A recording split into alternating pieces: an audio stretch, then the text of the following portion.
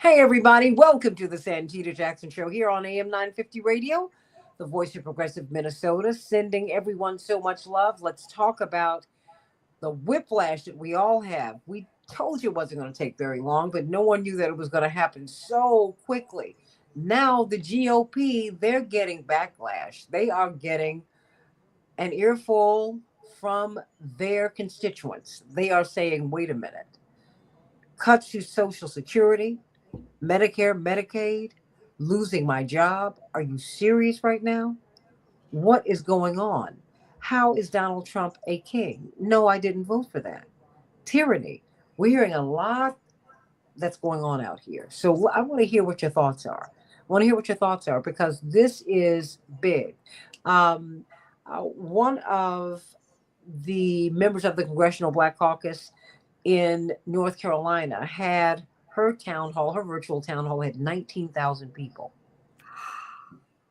Congressman Jonathan Jackson's town hall that he had organized, I think in 2, 3 days, he had 15,000 plus people. The demand is so great. That was last Thursday. The demand is so great, he's got to have another one this Thursday. Bernie Sanders, they continue to have to find larger and larger venues as he is on a tour. Now, he's holding the Democratic Party up all by himself and some of these other congresspersons who are out here, as opposed to the congresspersons who are upset about you talking about what's bothering you, right? Oh, don't bother me. I can't cope. That was something from the 80s, from the 70s. Remember that, Terry O'Neill? Don't bother me. I can't cope. But, I want to know what your thoughts are. What are your thoughts? Is this what you voted for? Where do you see all of this going? Because now Republicans are very upset. I don't do schadenfreude. I don't glory in someone else's pain. I don't like that. The fact is, we have a broken system that disadvantages everybody. And we need to come together and make it work for everybody, not just some bodies. So, as we begin, I want to dedicate the show, as I did in the last hour, to someone who is so near and dear to me. I can't even imagine this world without her. I've known her almost every day of my life. Met her when I was about 5, Roberta Flack. I sang with her. She gave me a piano, Steinway, when I was 8. When I was ambitious to start a singing career, she heard me and she said, I'll be very honest with you. If I don't think that you have what it takes, baby girl, I've known you too long not to tell you the truth. She heard me, and as a music teacher herself, someone who was a dissertation away from her PhD, she really became a superstar relatively late. First time ever I saw your face had been out for 2 years before Clint Eastwood picked it up, put it in his movie, and made it one of the most popular songs in popular music history. She picked me up, but she did that for Luther Vandross. Luther Vandross, who was already one of the top session singers in the world. She didn't merely fire him. No, no, no. She said, you are not a background singer, Luther. So I'm going to take you to Ahmet Erdogan. See, that's the part of the story people don't tell.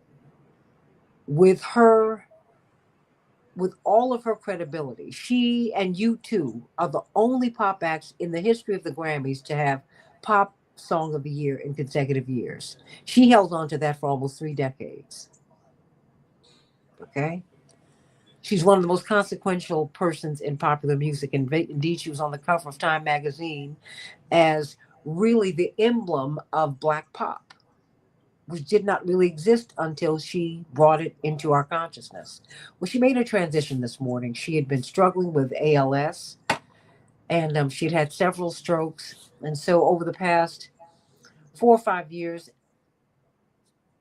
she was really, really struggling, but she was in great health and she was having the most wonderful of care. I have to thank her caregivers, led by Susie Koga and Joan Martin. They're family to me. So they called me as soon as this happened, and it's been hard for me to get through. Hey, Mike, how you doing, sweetie? And Velma and Carol. It's been hard for me to get through the day because I love her so. But I'm so glad that she left all of the love with me and so many people who love her. And what a magnificent body of work. So I love you, Roberta Flack. I love you. I love you. I love you. And as we plan her services, and I've been honored to ask to help to do that, I'll let you know more about it because it will be a great getting up morning. That is what we plan to do because she deserves that. So let me give you this piece. Now, let's get to this. You cannot make this stuff up. Not the president. And you are doing us a disservice to set that down and not stand up for us. And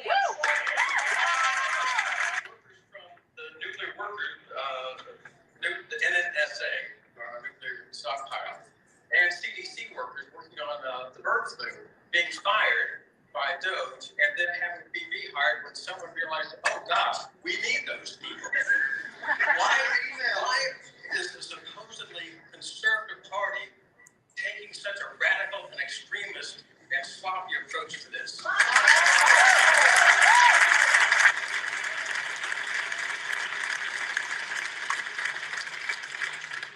So I've been down to CDC several times. Actually, Dr. Howie, one of my former attendants, works there, and I'm in close contact with the CDC. They have about, 13,000 employees? 13,000 employees at the CDC. In the last couple of years, those probationary people, which is about 10% of their employee base, which is about 1,300 people, which you're referring to. A lot of the work they do is duplicitous with AI. Once again, one of the problems we have. I happen to be a doctor. I know a few things. Okay. Here's what we know.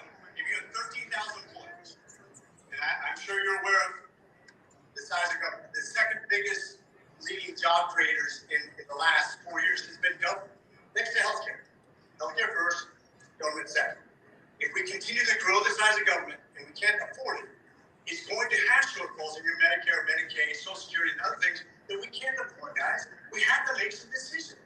And one thing is, one of the things in the CDC, in my opinion, in my humble opinion, this is my opinion, you may disagree with it, but in my opinion, when you make those 10% cuts of new hires, a lot of it is duplicitous jobs. And I've talked to Dr. Howard, and I've talked to CDC directors, and I'm in close contact with them, and I know how they do the research. And I know how computers work in ferreting out those information, the treatments, the recommendations, what they should and they shouldn't be done. And I believe that they can do more with less, just like the Marine Corps and everybody else does, when you have to do more with less in order to survive.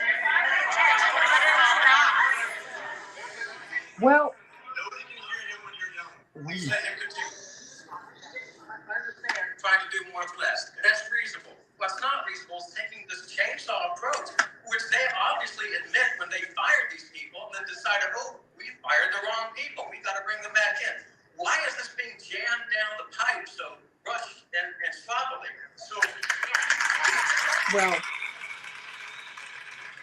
I just wanted you all to get a piece of that because this has been happening all over the country. All over the country. These people, this is an affluent community.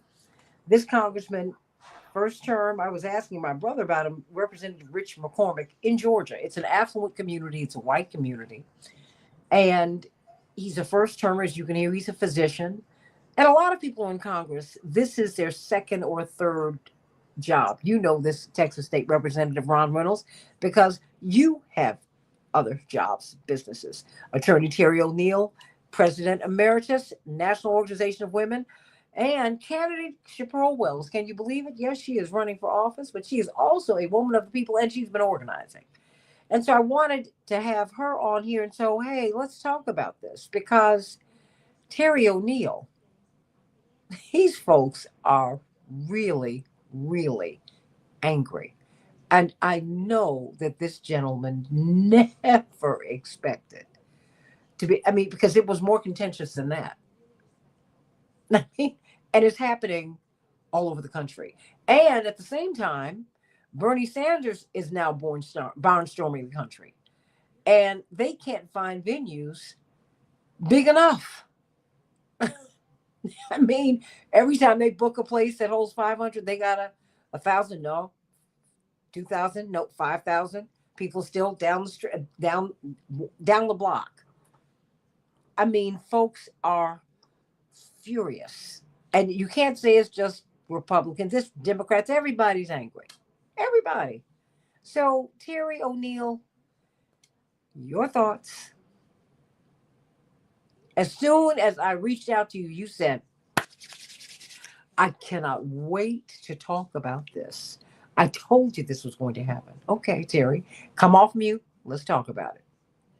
Yeah, there we go. Yes, I did. I did really It's all right. And I just want to say at the outset of the congressperson in Georgia there, he said that those employees are duplicitous. They are not two-faced. They are not fraudulent. And that is what duplicitous means. Mm-hmm. What I think he intended to say was that they were duplicative, mm-hmm. that there were too many people in the same office doing the same jobs, that there were, sort of overlapping. So I just, that just a little quibble about his lack of knowledge. No. It wasn't a quibble.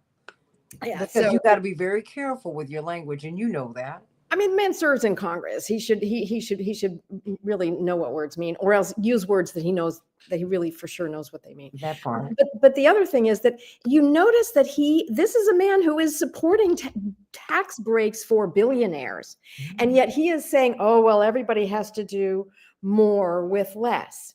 I think it's very important that we understand when he says we have to do more with less, he's talking about people who are very definitely not billionaires, not millionaires, just ordinary families who are being told that in order to make permanent these outrageously generous tax breaks for billionaires and corporations that went through in the first Trump administration, now they're sunsetting. And so the Republicans in Congress want to make those tax breaks permanent. And this particular man, if he's a Republican, he's on board with it. I haven't heard that there's a single Republican that is objecting to these making permanent these tax breaks for billionaires. So he's telling all of these ordinary families whose wages have been flat and going down for 30 years, we constantly have to do more with less so that the oligarchs can have even more money. And the third point I want to make about why is it that we have to take our taxpayers and give it over we had to take our hard-earned money in taxes and pay it over to the oligarchs. That's because if you look at what Musk is doing, it's what capitalism requires, especially what white patriarchal capitalism in this country requires, which is that you must squeeze your workers as hard as you can. You must exploit them. And that gives more profits up to the oligarchs. That's the logic of capitalism. That's how it works. And if you terrorize or traumatize all of these federal workers by the way in which you're firing them, which is it's a really cruel and heartless and mean-spirited way in which this is happening, that has the happy consequence from the perspective of an oligarch or a capitalist that all the other workers are now also traumatized, and they're going to fall in line, and they're going to obey, and they're not going to kick up a fuss. They're not going to stand up for their rights. They're not going to demand better working conditions, or time off or work-life balance. They're not going to demand any of it. They're going to take their hard labor and make more profits for the oligarchs and the capitalists, and for them and their families, they will be doing more with less. So this is not, it's not new, frankly, but it is newly harsh, and it's newly massive, mm-hmm. but it is exactly the logic of capitalism. So do you think, before I pivot to you, Texas State Representative Ron Reynolds, because I want you to talk to us about what you might be seeing in your town hall meetings as you walk up and down the street, because you represent, when you get elected, you represent Republicans and Democrats. But let me ask you this, Terry O'Neill, because you always pivot back to capitalism.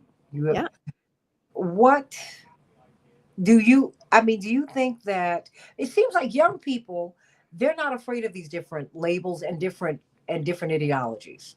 They're just because all they know, more and more of them are saying, all I know is that what I've got right now doesn't work for me. And I'm not talking about a lot of the rich kids we see on TV. I'm talking about regular, everyday kids who cannot afford the University of Chicago, which is $100,000 a year for an undergraduate. Huh? Yeah. Look, Oh, Santita, after I graduated from law school, I practiced corporate law, not just corporate law. I practiced the buying and selling of businesses, right? Mergers and acquisitions, initial public offerings, how to fund business.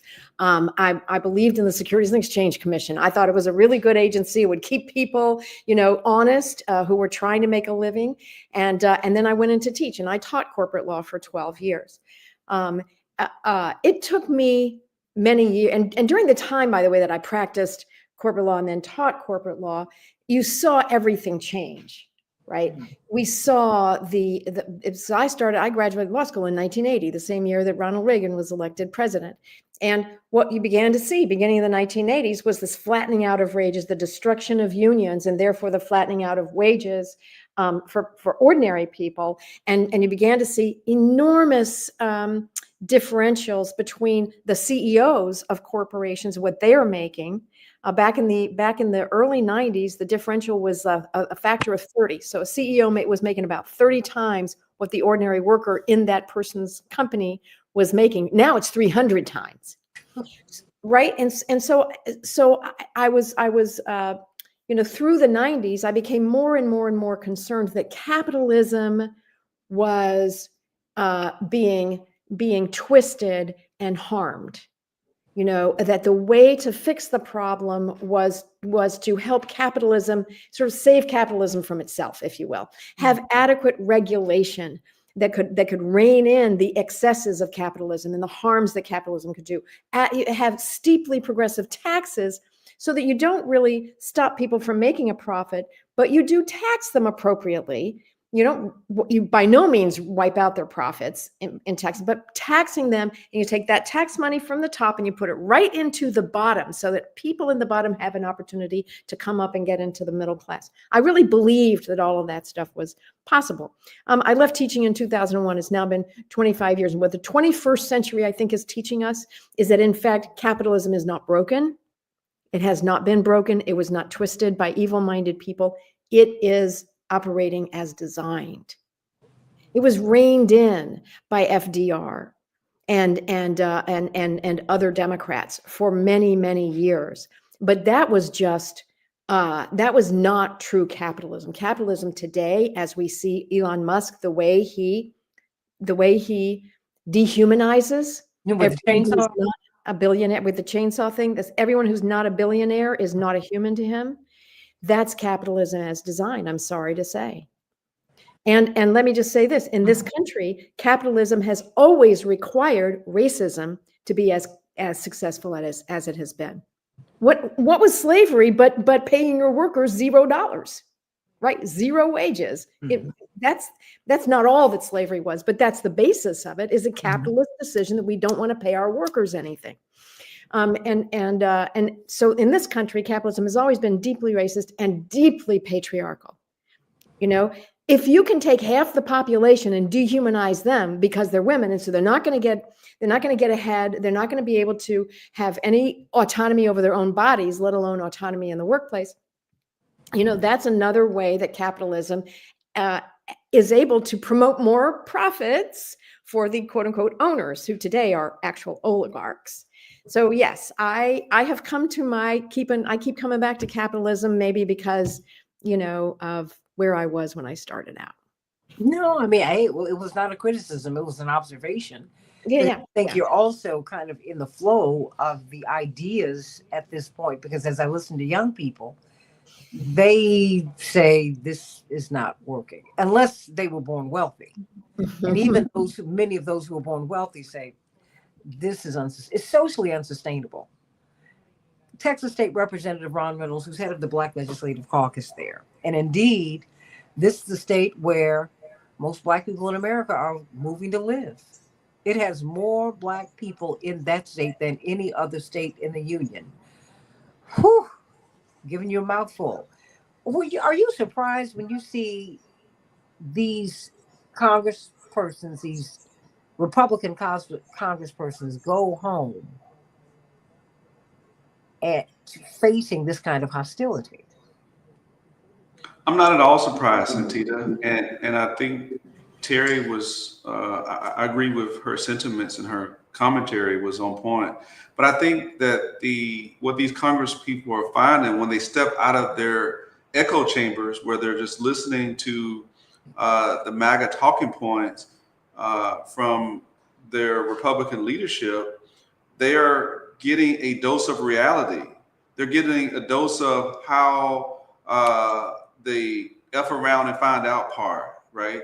That's what they're getting. They're getting a taste of people's frustration when that is not what they thought that they were getting when they voted in this new administration. They're not getting the lower cost of those precious eggs. They're not seeing the inflation go down. They're not seeing their pocketbooks get bigger. They're not seeing these jobs that they were going to be created. They're seeing massive cuts in jobs that they depended on. They're seeing these policies that are hurting working families and poor. Now, the only people that should be excited right now is the billionaires, because they're getting what they thought they were going to get, which is more massive tax cuts. They're getting that. But the working class and those poor, many Anglo, particularly men, and even other races of men that thought that this was going to help them economically, they know that they've been bamboozled. And so now these Congress people going back to their home districts, away from that echo chamber with real people have real issues, that they're not getting guaranteed incomes like the Congress people and the billionaires. They don't have health insurance because they've been laid off, and now they can't afford COBRA, right? Where they have to supplement and pay out of pocket, almost triple the cost. So these people are now angry because they are now seeing that this is not what they intended, and they want their Congress people to not go along to get along, but to push back and to make a difference. But as Terry said, all of them are afraid of Trump and Elon Musk, and they're going and voting against their own constituents' best interest. Because again, the only people who are really benefiting is the billionaires. So you're creating two classes of people: the rich, the very rich, and the poor, because you're really pushing the middle class out. And the only people that you're benefiting is those who don't even need any help. It's just greed, corporate greed. And that's what Terry was talking about, capitalism. Then they want to rein in and talk about, oh, this is socialism. Oh, we want to crack down on DEI because we want merit-based. People see that this is a bunch of nonsense. They're starting to see it. And I think that, unfortunately, the seeing it is too late, because they're enacting this shock and awe and this pain, and unless these Congress people decide that they will say no, and they will stand up to Trumpism and vote against it. Well, first of all, it's a lot of it's through executive order, so they're not even voting on this legislation, right? They're not even taking it through regular order and taking it through the legislative process. They have seeded that. But the problem I have is none of them are really speaking out to stop it. And so you're seeing other outside groups be the resistance, and then the courts, because of lawsuits that have been filed, as part of the resistance. But these members of Congress, they've been real cowards, afraid to be statesmen and do the right thing for their constituents. So they're feeling it when they go back home, and then they have to justify. You heard that congressman trying to rationalize it, and the constituent's right. They're trying to take a chainsaw. That's because Elon Musk actually said that. This is actually what they're doing. So the congressmen, they need to face their constituents, because they're the boss. The only boss that we have is not Trump. It's not Elon Musk, unless they live in your district. The only bosses we have that we have to be accountable to is our constituents. When we raise that oath, those are the people that we're elected to represent. So Santita, they're derelict in their duties because they are not doing what's in the best interest of their constituents. They're doing what they're told to do by Elon Musk and Trump, and the Republican leadership. And that is why these constituents need to continue to show up at these town hall meetings and make their voices heard so that they can go on the record and their congressman or congresswoman can't say, well, we didn't know what our constituents want. They're saying it loud and clear when they make their voices heard. They're taking time away from their families to be at these town halls, waiting and attending hours. And I'm so proud of the American people for standing up because they were duped and sold a bill of goods in November when they voted against their own interests, when they thought they were voting to raise wages, to lower inflation and lower the cost of eggs and other goods and services. And they haven't gotten none of that so far. Dr. David Gibbs, before I go to you, Chaparral Wells, and you, Dr. LaShawn Latrice, you can stay with us for a few minutes. What do you see? Are you surprised by what we're seeing? I mean, these Republican congresspersons are taking the incoming fire. I mean, Tracy Lewis says that MAGAs are whining now, but they're not the only ones who voted against their self-interest. So did Jill Stein voters. So did Cornel West voters, who was funded by Peter Thiel. He wasn't funded by Peter Thiel. Peter Thiel, these guys give money to everybody, Tracy. And so did Dearborn voters, the Arab Americans whose families are being blown to bits. I don't think the thing is the Democrats should have been stronger. And everything that we said on this show tried to point them in that direction. Now, it's incumbent upon the Democrats to convince. They didn't do that, Tracy. They didn't. And they didn't launch a robust voter registration campaign. There were a lot of unregistered voters out here. A lot of people who did not vote, who were registered. You need to figure out why they got turned off. Let's talk about that. Dr. David Gibbs, when you see Congressman Rich McCormick, Dr. Rich McCormick at these meetings getting shouted down, are you surprised? I mean, and then you've got a very real sentiment that, and I pulled out Tracy because you hear from a lot of people, Terry, we hear it, Democrats, they are vote shaming people. Well, if you had done this, elections have consequences. I'm like, wait a minute. So do you really expect to get these people back if you're going to talk to them this way? Really? Hubris is a dangerous thing. Dr. David Gibbs. I guess two general points. I think that one of the things we're seeing, for all the novelty, shall we say, about Trumpism, all the extremely unusual and bizarre features of Trumpism, one thing they're doing that is fairly predictable, which is their economic policies are continuation and intensification of neoliberalism. It's basically Reaganomics updated for the 21st century, and you might say on steroids. That I think what Doge is mostly about. Mm-hmm. And they're selling it in a very familiar way as well, which is that they are looking for and finding some strange things being spent. Like, there have been, if you look hard, you'll find strange things. In USAID, they found expenditure of funds for, advocating transgenderism in poor countries like Bangladesh or Colombia that probably do have more important things to worry about. But the Democrats, I think, really should have been a little bit more careful about things like that. But they're focusing on things like that to sell what is, in essence, a massive cutting, not just of foreign aid, but of the whole government, basically, the whole the agencies that are likely to advance people's welfare in many cases, basically getting rid of the welfare state would seem to be high on the agenda of people like Elon Musk and apparently the Trump administration more generally. And so in that respect, they're following in the grand Republican tradition. One might say in the Democratic tradition too, because neoliberalism is hardly confined to one party. But at the moment, it's certainly the big assault is taking place from the Trump administration. So we're getting that. As a general point, the Democrats, Trump has been, at least so far, more effective than I expected. This shock and awe campaign, I think, is very effective in demoralizing opposition.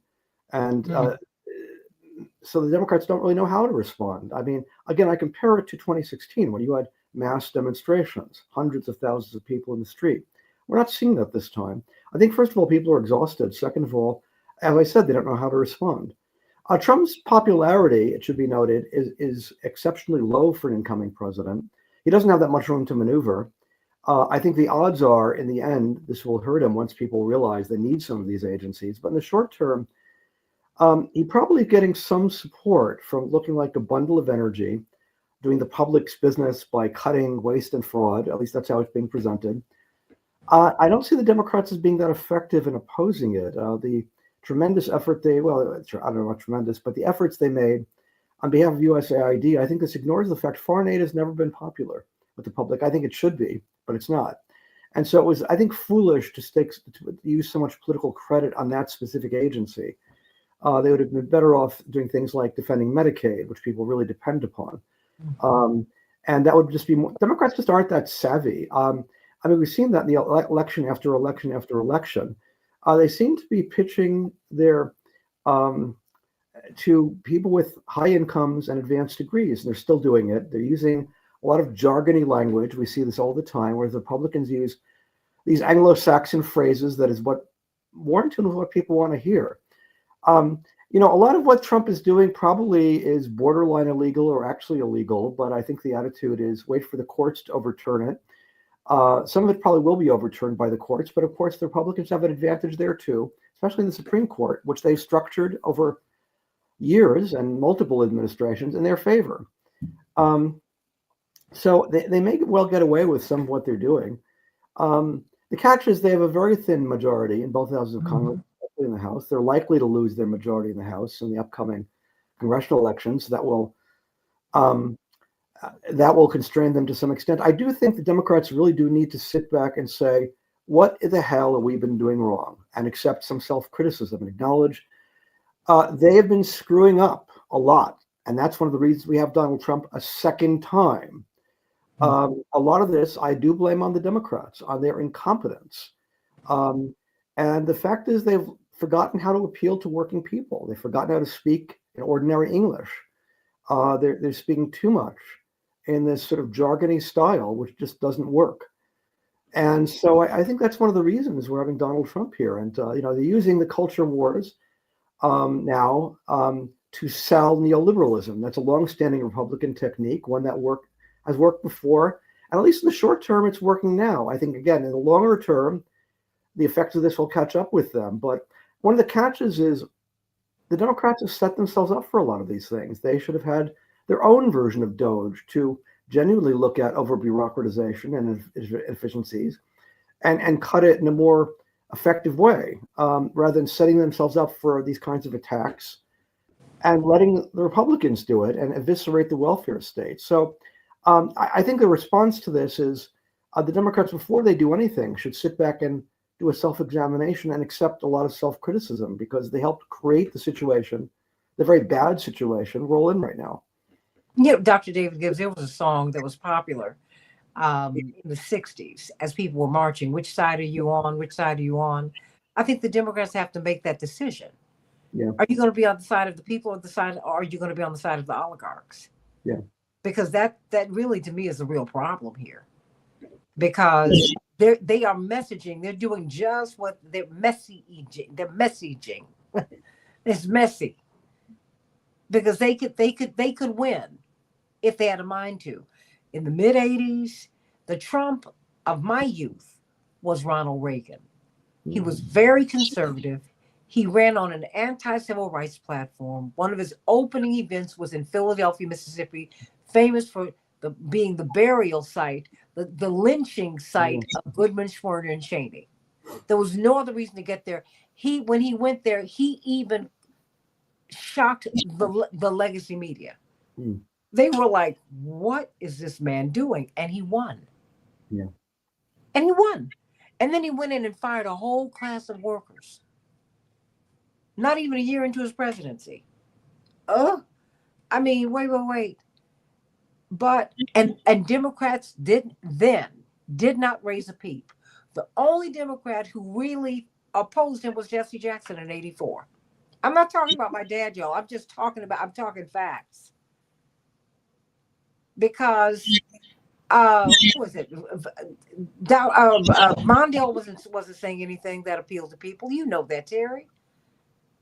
And Gary Hart is a great guy, but he was not giving you the new clear vision that we were getting out of the rainbow. Just you can unmute, but I'm gonna go to Chappelle real quick. Dr. Gibbs, stay right there real quick. No, Terry, what were you about to say? I was just going to say, and really, Santita, was the substance of your dad's appeal. It was the substance of what he was saying. It was livable wages. It was respect for people who were working. It was truly the substance. I think that Democrats have always been split on that. They've never been able to come to consensus on whether, ordinary working people should they just think that billionaires and millionaires in the 1980s were smart, and therefore we should be following what they say because they're so rich, they must be smart. And that one faction, the Democrats, and then other Democrats. So I think it really was the substance of your father that was so appealing and so powerful. But a majority of the Democratic politicians simply were not on board with it. They opposed him all the way. Yeah. I mean, and the thing is, what we were doing, the argument that we're making today is the argument we were making 40 years ago. It was embrace your roots, the working people. They wouldn't do that. We're saying the same things Dr. Gibbs 40 years later.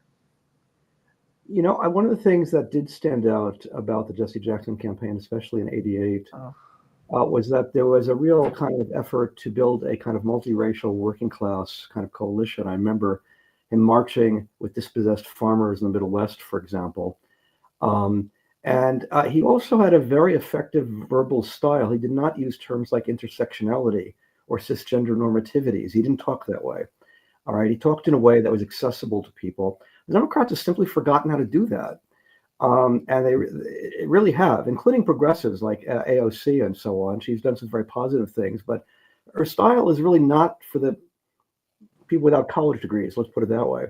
And so I think the Democrats, and so into that breach comes Donald Trump, who presents himself as the working man's candidate, the working woman's candidate.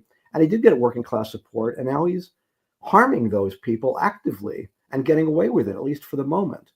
And so that's really the tragedy we're in right now. And again, I just find equal tragedy is the Democrats don't seem to have a very effective response to this, at least not for the moment. Hopefully that'll change. Well, anyway, Chappelle, I mean, I wanted Chappelle. No, you can. I know you've got to go, Dr. Gibbs, but Chappelle Wells, I want you to jump on in here because I know you've been listening, and she's running for office now. And on a multiracial rainbow ticket. I know you love that, Terry. Terry's so excited. She wants to move to Cicero and help Chappelle. I know. Chappelle, unmute yourself. What? Santita, what we're seeing here is that I'm watching the white people realize that you are also part of being on the table. They are part of the menu. They didn't expect to be on the menu. So now they are hot mad that they are on the menu. I'm also seeing the Black Trump supporters saying, hey, what about my government contract?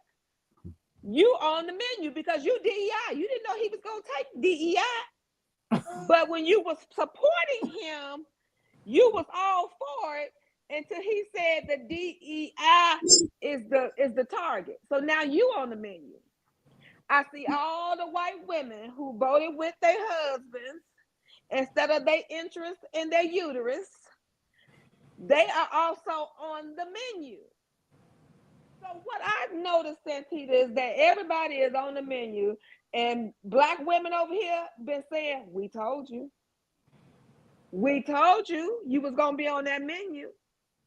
And what I'm really surprised at, Santita, is that Black women, we have not hooped and hollered about this change at all because we knew it was going to occur. And the way I feel now is let it all collapse. I feel sad that we have to struggle like this. I feel sad that we have to learn this lesson, but this is a lesson that America must learn.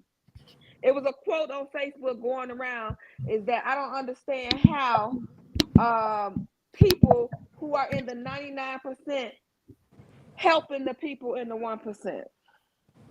And that's what I'm looking at. Like, what are you doing? Everything they're doing in the Trump administration is to only benefit the rich. None of this is going to have a trickle down effect to affect you in your life. It's only going to make it harder for you. Right now, my grocery bill went from 1,000 to 2,000 in 1 month because the cost of meat is extremely high. Eggs is $9 a dozen. I get a case at Sam Club. It was last month. It was $14. This month it's $32. Oh my gosh. So when you see the effects, and then I'm sitting up here like, you want all of everybody, Black people, even some of the Hispanic people who are now citizens. We don't want the immigrants. We don't want the immigrants. The farmers, we don't want the immigrants. The farmers forget that they need these people to pick this fruit and plant these seeds. And guess what's happening? Their food is rotting. It's rotting because no one's there to pick it up because they're afraid to even go on the plantations now because they think that ICE gonna be there to pick them up. So when we see in the next upcoming months the domino effect of what's going to happen in the collapse of America, because that's what's going to happen. That is what's going to happen. It's going to collapse America's economy because there's nobody out there to do the work that they think. AI can't pick. Last I learned, AI cannot pick a fruit. Wait a minute, Pearl, I've got to let Dr. Gibbs go. Dr. Gibbs, I think you might have something you can put in your book.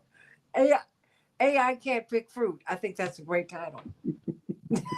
Oh no, last I heard, AI can't pick fruit. Well, it's just I don't know what to say, but I think she's right. Dr. Gibbs, you can stay if you want. It's okay. Dr. LaShawn Latrice. Oh my gosh. I just feel like, oh my gosh. I mean, and now we've got Brandon Johnson, a and progressive. He's got 80% disapproval. Yep. In Chicago. Unbelievable. And when we were at the Democratic National Committee event in Washington, Terry, Representative Reynolds, Dr. Gibbs, they weren't even thinking about any of that. I said, how can you be here electing leadership that you plan to send out into America and not know what's happening in America? Are you serious right now? Dr. Latrice. Yes. Hello, everyone. Yes, this is a big, chaotic mess right now. We're going through something that if we don't pay attention and we don't make sure others around us are paying attention, this is going to take a lot of people out. The bad part is, just like the plan was to reduce the budget, quote unquote, because I don't believe any of that. What they're really doing is they're going to impact the closest people to them. They just don't see it yet. And what's happening is this full circle that's taking place. Many of us have already been impacted in some way. But what about those people who never saw their jobs leaving? They never saw the budget being cut in these very important areas. What about the federal student aid? What about the Medicaid? What about those dollars for people who they don't have another way? I just see a really big problem here. And I don't know how long it's going to be tolerated, but I know that those of us who can and will speak up, we have to unite and we have to talk about this. We have to. There is no way in the world that we're going to get get out of this without uniting and connecting with everyone around us. You know what? I want you, Maria Gonzalez asked a very profound question.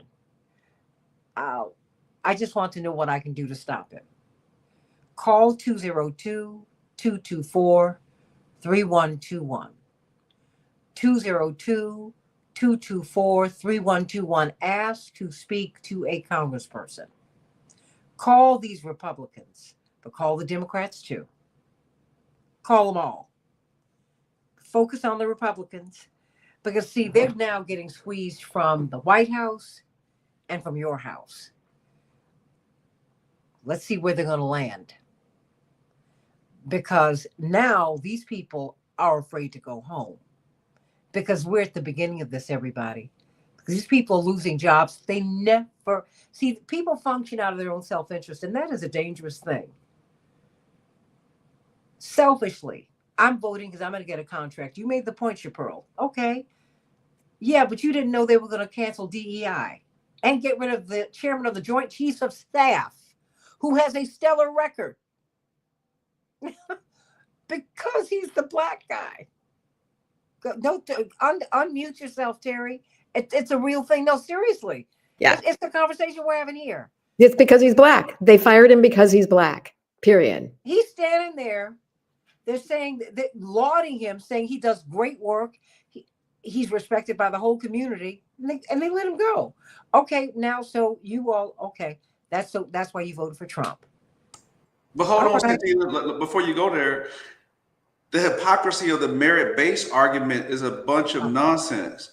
This was a decorated patriot, one of my fraternity brothers, who is well regarded. The person that they Of brought course, he's in, an alpha. Excuse me. I'm sorry. the person, 06. and the Anglo female. So let's her as well. But I'm saying they brought in the replacement. Look at who they brought in to replace. If it's about merit, look at the replacement, and you compare the pedigree and his experience. His service was exemplary. So you lose the merit-based argument when you start to look at the people that they're bringing in for these positions. Mm-hmm. So don't fall for the okie doke. It's hard to argue when you talk about merit-based because no one thinks that someone should get a job based on their color or their gender. And we all agree with that. But the problem is that most times when a person of color or a woman is in the position, then they are overqualified for that position because they had to likely be a man for the position that, so you lose that argument. So let's not gloss over the fact that these replacements, look at the people that he's bringing in. They don't stack up. So it's not merit-based. It's anti-black and brown and gender and woman. That's what it is. Let's just say it for what it is. Because you have to say it, because otherwise people are going to say, oh yeah, well, that's just fair that we bring in qualified people. His definition of DEI is he don't want black and brown and women people in these leadership roles. So he's now doing it under the pretext of merit-based. And I think it's sad. That is why we're going backwards, because this is an anti-backlash on black excellence, brown excellence, and LGBTQ and women. That is what this is. Well, the thing is, you don't have to hire me because I never asked you to hire me because I'm black or because I'm a woman. I asked you not to exclude me for that reason, because white men have had all the runway for 400 plus years. They were only hired because they were white. I did all the inventing. I did all the building. I did all the cooking.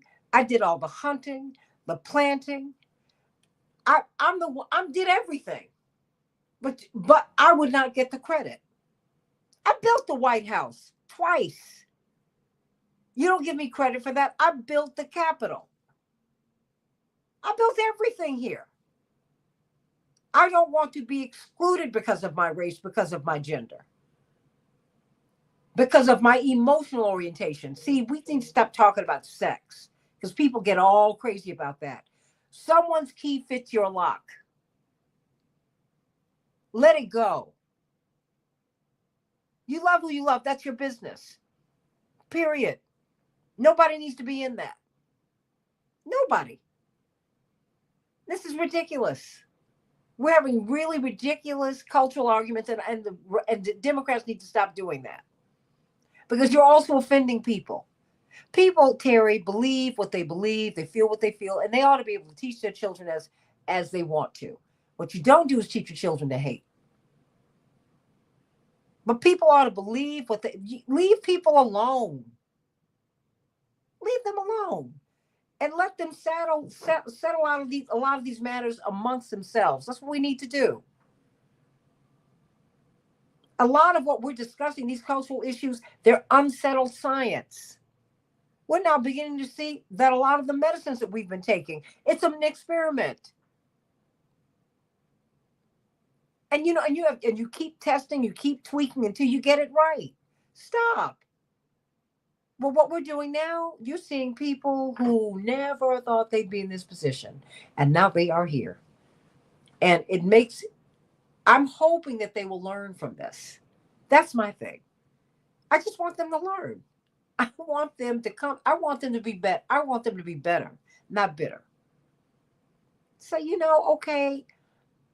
I don't think one or two people will. Others will, dig 10 toes down and become bitter. But others might say, you know what? We're fighting the same beast. So I'm going to go around this table and get some closing thoughts from everybody. Dr. LaShawn Latrice, she's a psychologist, and you've been making the point that a lot of people are going to be hurt. Because that's what you heard. That's what you're hearing at these town hall meetings with Bernie and with the GOP. We're back where we were in 2016, Terry. People were like, Bernie, Trump. Bernie, Trump. Who do I want? More and more people want Bernie. Dr. LaShawn Latrice, your closing thought? Yes, in closing, I just want to say I can't emphasize enough the importance of us being people who are not afraid to educate our neighbors, our family members, our children, our spouses, those people who don't want to have these hard conversations, but are going to be significantly impacted. The last week or so has been just utter chaos. I've heard conversations from people who had to send out letters to rescind jobs. I've talked to some of my friends who work for the government, and they had to fire people.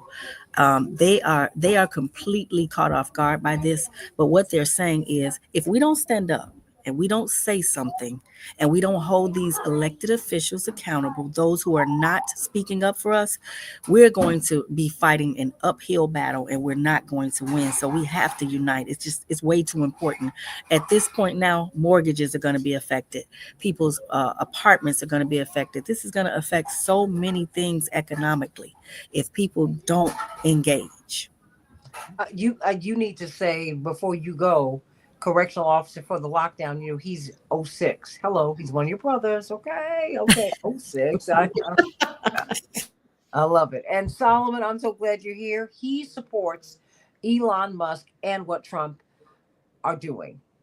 I hear you. I disagree with you, but I'm glad that you are here, and I hope that you will stay here, because you come back every day, and I'm glad that you're willing to engage us. And engage us and not troll us. There's a difference. I thank you for that. And I have much love and respect for you for that. No, I have much love and respect for you, period. But I really appreciate that about you. And I wanted to single you out in that way, because I think that's very important, because everybody's not going to agree. Some people support this. And I appreciate that, and I want to talk about it. I do. But Solomon, the Pentagon has failed its audit 7 consecutive years. If you're going to Doge anything, Doge and Ding, that behemoth, they get more money than anybody. And they're the only government agency that is not required to turn over the money that they have not spent. Every other government agency must turn over the monies. Is that not right, Terry? That's right. They got to turn it back over to the government, but not the Pentagon. They get to keep it all. Mm-hmm. It's a big old hole that it drops down into. So let me get Shapiro Wells. You are running for what and where? Santita, I'm running for Cicero Town Trustee in Cicero, Illinois. And our election is tomorrow. So anyone in Cicero, come out and vote for us, please. Cicero Residents United. But Santita, my closing thought is to Solomon. I hope that you are in the 1%, because if you're not in the 1%, you will be hurt. Maybe not today, maybe not tomorrow, but in the coming months in this administration, as you see that the wheels of what you thought was going to happen will begin to turn, because this fight that you're wedging against the 98% is not your fight. You are helping the people to put forth a totalitarian government. This is what's happening. What they're doing is they're shutting down free speech. They're shutting down all of our ways. And when I look at and I compare it, it is very reminiscent of Nazi Germany, what we're seeing. So that is, and people say, oh, they're just trying to put fear and all. No. They're doing the exact same playbook over and over again. My ancestors were enslaved, so I know what they told me that they, when my grandmother told me what she went through. Yeah. I'm not trying to go back. I remember. So I need people to realize that this is the direction, if we don't stop them, that this country is going back to. So that's when he said, make America great again. Make America great again when white people ruled everything. That's the only time that America seemed to be happy, when everyone was oppressed and they were at the top of the ticket. So and this is what we're seeing. Chaparral, I'd even go past Nazi Germany. I'd go to apartheid South Africa, white minority rule. Yes. Hold on. Because people lived through that. They would, I mean, that's why that crazy looking car that Elon Musk's company has designed, it looks like the old Hummer, which is what they used to drive through the black communities as they were killing us. Mm-hmm. Oh yeah. We have a very recent example that what we saw when they started, because it was so bad in South Africa, it was illegal to film. You remember Danny Schechter, the Emmy Award winning producer who left 2020 to self-fund a television show called South Africa Now.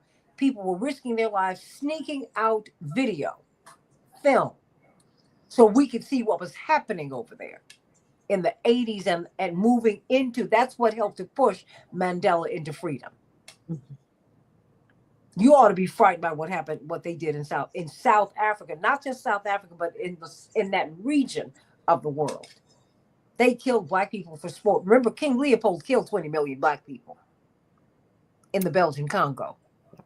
Don't ever forget that. Mm-hmm. We have a lot of horrors that we've seen over and over and over again. I got to send out, before I get some closing thoughts from you, Terry O'Neill, and you, Mr. 06.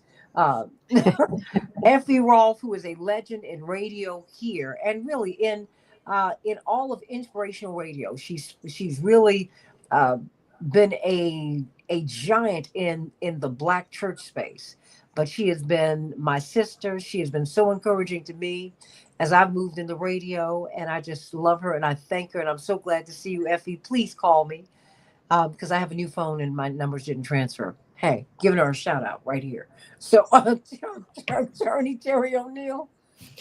Yeah, I want to say amen to everything Chaparral has said. I really amen to everything all of your guests have said. This has been an incredible, wonderful conversation. I just want to say a couple of things. First of all, the voters of this country, what we actually want, and you poll after poll after poll shows it, people want livable wages. They want work-life balance. They want childcare. They want to be free from gun violence. They want appropriate regulation of guns, and they want gun manufacturers to quit taking all the profits without being held accountable for selling guns to kids and encouraging them to commit mayhem. That people want Medicare for all. That's hugely popular in this country. People they want Social Security to be strengthened and expanded, not cut. All of these things are what people want. Now, Elon Musk is out there and he puts a a survey up on X, and he comes back and he says, "Oh, I sent a survey out and 70% of the people agree with what we're doing." Well, I live in Tennessee. I live in Tennessee, where a little over 5 million people are eligible to, over 18 years old and citizens, so they should be eligible to vote. But nearly half, over 2 million people in Tennessee are either not registered to vote or did not vote or do not vote on a regular basis. And it's not because it's a little because of alienation. Some of them are alienated, but most of it is because the barriers are so high to becoming registered to vote. And then even if you're registered, to actually get to a polling place.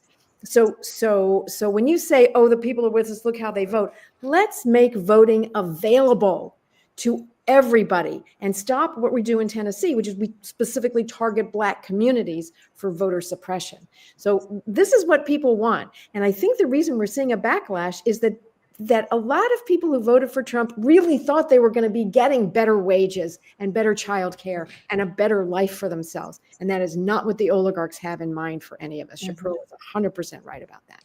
Yeah, I mean, it's because I'm telling you, everybody who voted for Trump did not hate Black people. Stop that, y'all. That's not true. I mean, white supremacy is at the heart of the American experience, as is misogyny. Okay? All of it. But everybody did. I mean, Trump's appeal is a Rorschach test, like anybody who you vote for. They appeal to you for a whole lot of different reasons. Some of these women actually like Trump's swagger. They want to be married to someone like him. Hey, it's the reality. You say what you want to say, but it's true. It's true. I'm sure. They want someone who has a lot of money and they can dress well. That they don't want to deal with all that comes with that. No, but it is what it is.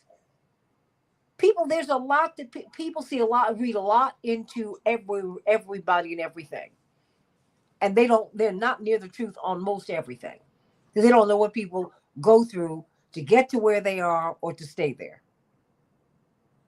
That's why people achieve their dreams and say, "This is not what I thought it was." Yeah, because you didn't know that you'd have to pay that price now, did you? Texas State Representative Ron Reynolds, mighty man of Alpha Phi Alpha.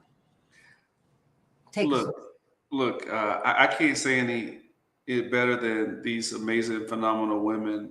Go Shapiro, good luck to you. And Terry O'Neill is always on point. The only thing I would say, I used to just say, and believe it was just white privilege, which white privilege is real. But now Trump is doing a remix and it's white, wealthy, extremely wealthy privilege, because that is what we're seeing right now. And so, yes, we have to make sure that this coalition is not just Black, it's not just Hispanic, it's not just LGBTQ, it's not just Asian. But if you're not a billionaire and you're Anglo, then you need to pay attention to what is happening, because you are on the chopping blocks as well. So all of these multiracial coalitions need to come together, because we have the same oppressor, and that is the oligarchs that are occupying 1600 Pennsylvania Avenue. And as you saw from Elon's 4-year-old, Trump ain't the president. It is Elon Musk. He is just having the title. So let's not let the unelected billionaire take our country back for his billionaire buddies so they can get richer on the backs of us. And that is my hope and prayer, Santita, is that we will stop having silos and realize that we have mutual interest, and that is to stop this oppression. Because it was all fun and games when it was just the DEI part, and some of those Anglos and others would say, well, hey, that doesn't impact me. Or when it was just against what they call the gays, which I'm just saying how they say it. That's not how I see it, but it was okay with that because I'm not gay. But now it's hitting my front door when I didn't sign up for that, because now I'm being hurt. And so all of us are in this together, and let's let our collective voices be a part of that resistance to not let them continue to trample upon our rights. And so, Santita, you gave that number out. They need to call their members of Congress. They need to keep showing up at those town halls and being a part of that resistance and making that good trouble. 202-224-3121. 202-224-3121. I can tell you this, Congressman Jonathan Jackson will be having another town hall meeting on Thursday at 7 p.m. Eastern Standard Time. Even if you're not in the 1st Congressional District of Illinois, join the town hall meeting. Wherever you see a town hall meeting, get involved. Make your voice, make yourself known. Lift your voice and sing until till earth and heaven ring. Ring with the harmony of liberty. Let our rejoicing rise till every lifting sky. Let it resound loud as the rolling seas. Let it resound, everybody. We have got to move forward. And Solomon, I hear you.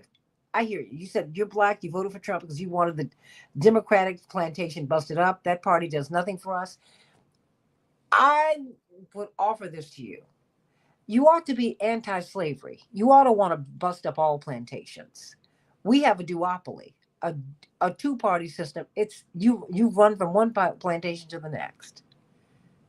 We don't have freedom here. So I would offer this to you, my dear friend. Consider busting up the plantations. Period.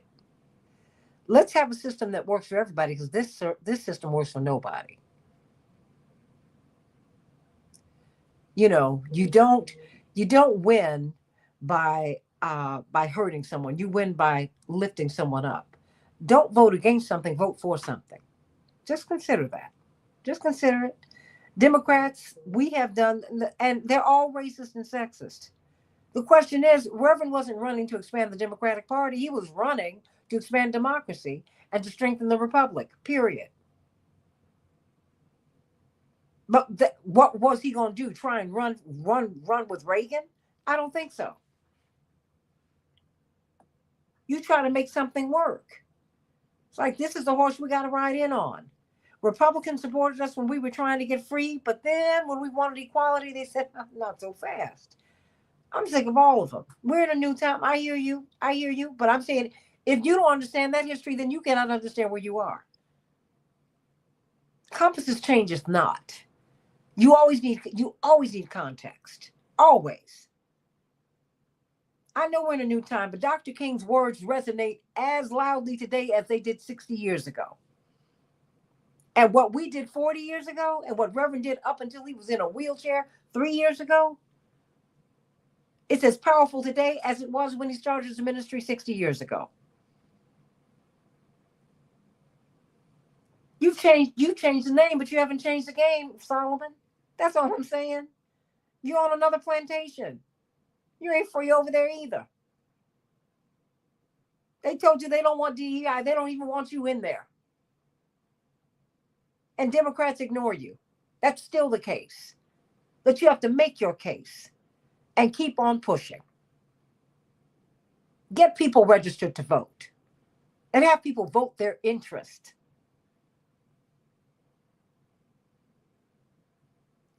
I don't care what you are, Solomon. You don't have to be a Republican. I don't care. I really don't. Because, poor people do parties. Powerful people do power. Elon Musk used to be a Democrat 5 minutes ago. And so did Donald Trump. They all do that.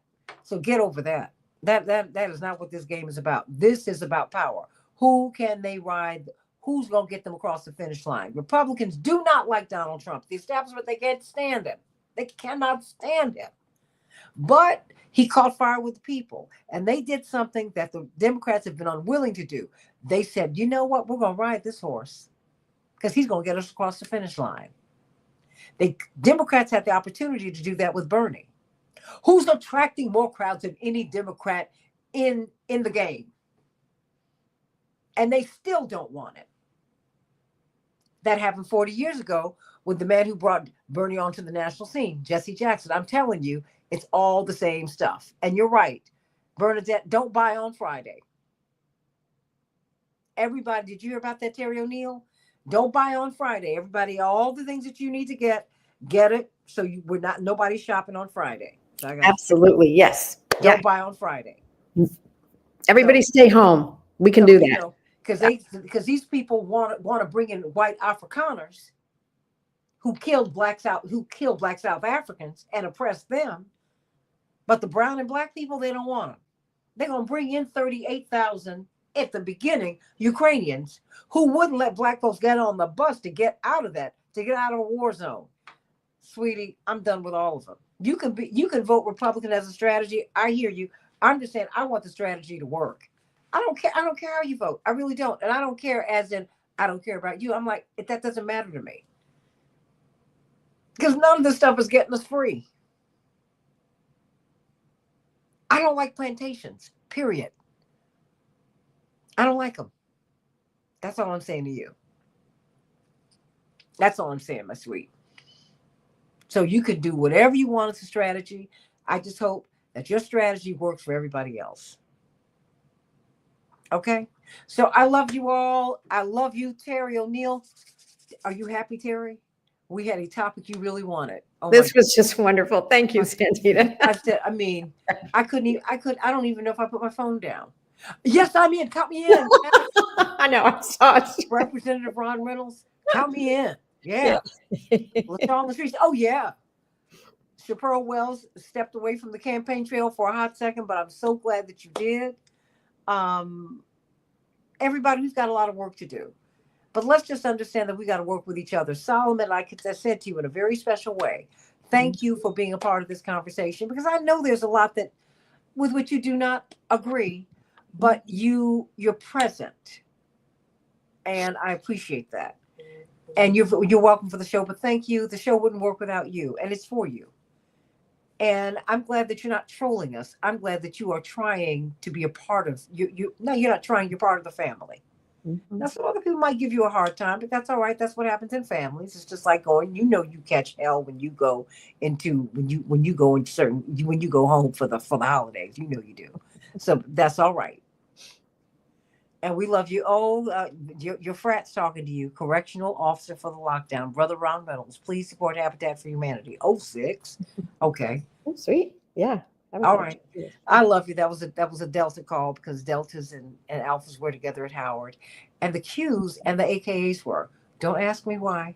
I don't know how that happened, but that's how it works. Only at Howard University. I'm sending everybody so much love.